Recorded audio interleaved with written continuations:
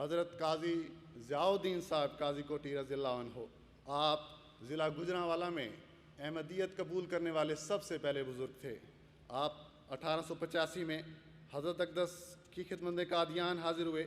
ابھی 5 دن ہی صحبت میں رہے تھے کہ اشد مجبوری کی وجہ سے گھر واپس جانا پڑا۔ جاتے وقت آپ یہ الفاظ مسجد مبارک کی دیوار پر خشخط کر کے تحریر کر گئے: وَكُونُوا مَعَ الصَّادِقِينَ۔ اس وقت اس آیت کی مصداق جناب ذات بابرکات مرزا غلام احمد صاحب ہیں۔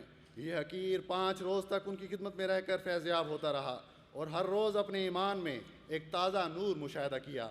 مرزا صاحب کی ذات مبارک تو اس شعر کی مصداق ہے: حسن و خوبی و دلبری بر تو تمام، صحبت بعد از لقائے تو حرام۔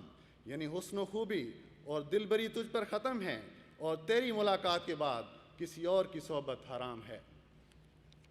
حضرت میاں محمد خان صاحب کپور تھلوی رضی اللہ تعالیٰ عنہ، آپ کپور تھلہ کی جماعت کے اکابرین میں سے تھے۔ براہین احمدیہ کے دور سے حضرت اقدس مسیح موعود علیہ السلام کی اشاق میں سے تھے اور شروع سے ہی آپ کے عالی مقام و مرتبے میں یقین محکم رکھتے تھے۔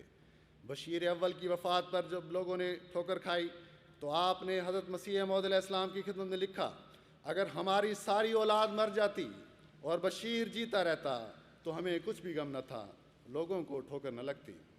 حضرت منشی ظفر احمد صاحب کپور تھلوی رضی اللہ تعالیٰ عنہ بیان کرتے ہیں کہ ایک دفعہ ہم کپور تھلہ کے احباب حسب معمول قادیان حضرت اقدس علیہ السلام کی خدمت میں حاضر ہوئے۔ ایک دن حضور نے اپنے ملفوظات میں یہ بات بھی بیان فرمائی کہ کبھی کبھی مجھے اپنے بعض الہامات سے یہ لگتا ہے شاید ہمیں ظاہری جنگ بھی کرنی پڑے۔ بات ختم ہو گئی۔ چند دن بعد ہم واپس کپور تھلہ آ گئے۔ اگلے دن جب میں نماز فجر کے لیے مسجد گیا تو دیکھا کہ حضرت میاں محمد خان صاحب رضی اللہ تعالیٰ عنہ ورزش کر رہے ہیں۔ میں نے پوچھا: میاں صاحب، آپ کو اس عمر میں ورزش کی کیا سوجھی؟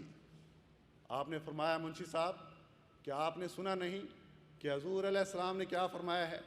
حضور نے فرمایا ہے کہ شاید ہمیں ظاہری جنگ بھی کرنی پڑے۔ اگر وہ وقت میری زندگی میں آ گیا تو میں ڈرتا ہوں کہ میرا بڑھاپا کہیں اس میں روک نہ بن جائے، اس لیے میں اپنے آپ کو اس کے لیے تیار کر رہا ہوں۔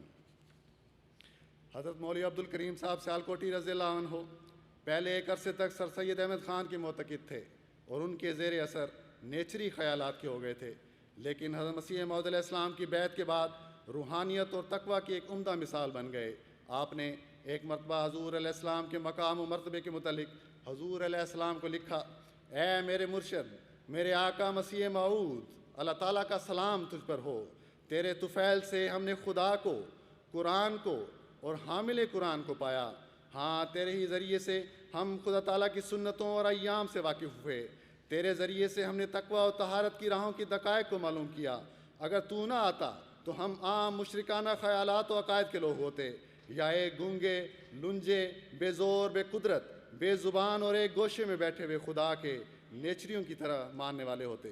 اے احمد، اے مسیح، اے مہدی، اے آدم، اے نوح، اے ابراہیم، اے یوسف، اے موسیٰ، اے عیسیٰ، اے علی، اے فاروق، خدا کی رحمت تجھ پر ہو۔ دعا کر کہ ہمارا جینا تیرے ساتھ ہو، ہمارا مرنا تیرے ساتھ ہو۔